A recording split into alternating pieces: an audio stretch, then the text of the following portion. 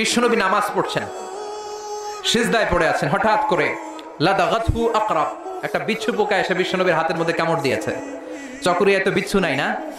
বিচ্ছুরে আপনারা কি কন? হ্যাঁ, বিচ্ছু হক দে, বিচ্ছু। আচ্ছা, বিচ্ছু, এই বিচ্ছু পোকা কামড় দিয়েছে বিশ্বনবীর হাতে। প্রচন্ড ব্যথা পাচ্ছেন বিশ্বনবী। ব্যথার চোটে নামাজ শেষ করে বললেন, লানাতুল্লাহি আলাল আকরাব, আল্লাহর লানত এই বিচ্ছুর উপর। মুসল্লিও চিনে না, নবীও চিনে না। কোনটা সাধারণ মুসল্লি, কোনটা বিশ্বনবী, ওইটাই চিনে না। কি করবে? বিশ্বনবী বললেন, লবণের পানি আনো। বিশ্বনবীর সামনে লবণ সেদ্ধ পানি আনা হলো। বিশ্বনবী বললেন, আঙ্গুলের মধ্যে ঢালো।